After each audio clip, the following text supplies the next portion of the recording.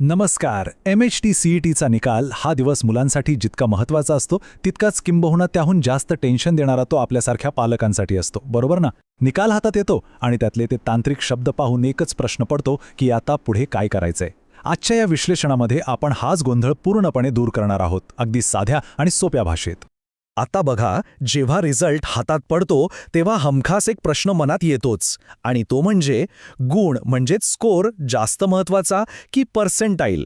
ॲडमिशनसाठी नक्की काय बघितलं जातं? हाच तो प्रश्न आहे जो निकालाच्या दिवशी घरात सगळ्यात जास्त कन्फ्युजन वाढवतो. आज आपण हेच कोडं अगदी मुळापासून सोडवणार आहोत. आज आपण प्रामुख्याने 5 गोष्टी पाहणार आहोत. 1. परीक्षेच्या निकालाचा अर्थ समजून घेणे. 2. प्रत्यक्ष गुणांचे किंवा रॉ स्कोरचे विश्लेषण. 3. पर्सेंटाईल नक्की काय भानगड आहे ते समजून घेणे. 4. गुण आणि पर्सेंटाईल मधला बदल. आणि शेवटी 5. महाविद्यालयीन प्रवेशाची खरी गुरुकिल्ली. चला तर मग सुरुवात करूया पहिल्या टप्प्यापासून, परीक्षेच्या निकालाचा अर्थ समजून घेणे. आता CETच्या रिझल्टमध्ये 2 पूर्णपणे वेगवेगळ्या संकल्पना असतात. सगळ्यात आधी आपण गुण किंवा ज्याला आपण स्कोर म्हणतो ते पाहूया. गुण म्हणजे काय? तर मुलांनी परीक्षेत मिळवलेले प्रत्यक्ष मार्क, त्यांनी दिलेल्या अचूक उत्तरांवरून हे ठरतं. हा आकडा फक्त आणि फक्त तुमच्या पाल्याच्या वैयक्तिक कामगिरीवर अवलंबून असतो, त्यात इतर कोणाचाही संबंध नसतो.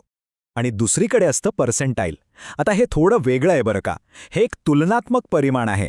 म्हणजे काय, तर राज्यातील इतर सगळ्या मुलांच्या तुलनेत आपल्या पाल्याची कामगिरी कशी आहे हे यातून समजतं.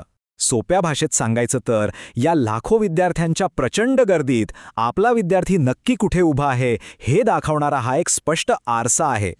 आता वळूया दुसऱ्या टप्प्याकडे, प्रत्यक्ष गुणांचे किंवा रॉ स्कोरचे विश्लेषण. हे समजून घेण्यासाठी आपण एक साधं उदाहरण घेऊया. समजा 200 मार्कांच्या परीक्षेत एखाद्या विद्यार्थ्याला 120 गुण मिळाले. याचा एकदम सरळ अर्थ असा की त्यानं दिलेल्या अचूक उत्तरांची बेरीज 120 भरतीये. हा त्याचा स्वतःचा मेहनतीने मिळवलेला प्रत्यक्ष स्कोर आहे. इथे लक्षात घेण्यासारखी सगळ्यात महत्त्वाची गोष्ट म्हणजे हे 120 गुण फक्त आणि फक्त त्या विद्यार्थ्याच्या अचूक उत्तरांवर अवलंबून आहेत. त्या दिवशी हॉलमध्ये बसलेल्या इतर मुलांनी पेपर कसा सोडवला, पेपर सोपा होता की कठीण, याच्याशी या 120 गुणांचा काहीही संबंध नसतो.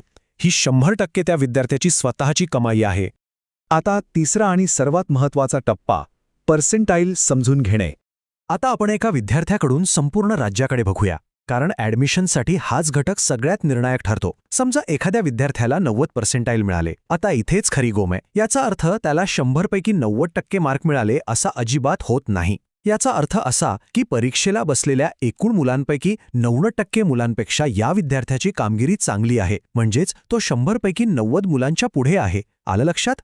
आता ह्या दोन्ही गोष्टी शेजारी शेजारी ठेवून बघूया, म्हणजे फरक एकदम क्लिअर होईल.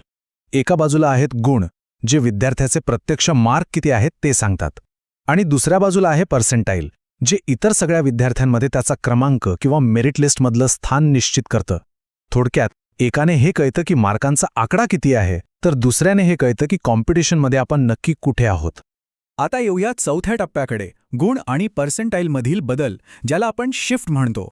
आता पालक म्हणून तुम्हाला हा प्रश्न नक्कीच पडला असेल की गेल्या वर्षी याच गुणांवर छान पर्सेंटेल मिळालं होतं, मग यावर्षी तसं का नाही? तर बघा, याला 3 मुख्य गोष्टी कारणीभूत असतात. पहिली गोष्ट, दरवर्षी पेपरची काठिण्य पातळी बदलते. कधी पेपर सोपा असतो तर कधी कठीण.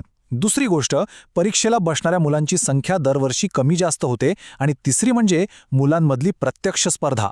यामुळेच काय होतं, एखाद्या वर्षी 120 मार्कांवर 95% मिळतं, तर दुसऱ्या वर्षी त्याच 120 मार्कांवर 92% सुद्धा मिळू शकतं. पर्सेंटाईल हे फिक्स नसतं, ते परिस्थितीनुसार बदलत राहतं. आणि आता आपला 5वा आणि शेवटचा टप्पा, महाविद्यालयीन प्रवेशांची गुरुकिल्ली. आता हे एक वाक्य कायमस्वरूपी लक्षातच ठेवा. महाविद्यालयीन प्रवेशासाठी गुणांपेक्षा पर्सेंटाईल जास्त महत्त्वाचे असते. अगदी 100% खरं आहे हे. त्यामुळे आपल्या मुलाला किंवा मुलीला प्रत्यक्ष मार्क किती मिळालेत यावर चर्चा करत बसण्यापेक्षा त्यांचं पर्सेंटाईल किती आहे याकडे लक्ष देणं जास्त फायद्याचं आहे. कारण कॉलेज ॲडमिशनसाठी याच आकड्यावर सगळा खेळ अवलंबून असतो. आता कॉलेजेस हे पर्सेंटाईल नक्की कसं वापरतात ते 2 सोप्या पायऱ्यांमध्ये पाहूया. पायरी पहिली, प्रवेशासाठी लागणाऱ्या सगळ्या गुणवत्ता याद्या, ज्याला आपण मेरिट लिस्ट म्हणतो, त्या फक्त आणि फक्त पर्सेंटाईलवरच तयार होतात. आणि पायरी दुसरी, प्रत्येक कॉलेजचे जे कट ऑफ लागतात ना, ते सुद्धा 100% याच पर्सेंटाईलवर ठरतात. तिथे प्रत्यक्ष गुणांचा अजिबात विचार केला जात नाही. तर आजच्या या संपूर्ण विश्लेषणाचा अंतिम सारांश काय? एक साधा मंत्र नेहमी लक्षात ठेवा. गुण हे फक्त एवढंच सांगतात की विद्यार्थ्याने किती मार्क मिळवले, पण प्रवेशासाठी सर्वात महत्त्वाचं असलेलं पर्सेंटाईल हे सांगतं की एवढ्या प्रचंड स्पर्धेत तो विद्यार्थी इतरांच्या तुलनेत नेमका कुठे उभा आहे. आता मला सांगा, ही सगळी स्पष्टता मिळाल्यानंतर जेव्हा तुम्ही गुणवत्ता याद्या किंवा कट ऑफ्स तपासाल तेव्हा तुमचा दृष्टिकोन नक्कीच बदललेला असेल, नाही का? आता रिझल्टवरचे आकडे पाहून अजिबात गोंधळून जाण्याची गरज नाही. या माहितीच्या आधारे तुम्ही अतिशय आत्मविश्वासाने पुढची पावले टाकू शकता. तर मग गुणांची चिंता सोडून पर्सेंटाईलच्या आधारे आपल्या पाल्यासाठी योग्य कॉलेज निवडण्यासाठी तुम्ही तयार आहात ना? आजच्या या माहिती सत्रात सहभागी झाल्याबद्दल खूप खूप धन्यवाद. अशाच महत्त्वाच्या माहितीसाठी नक्की जोडलेले रहा.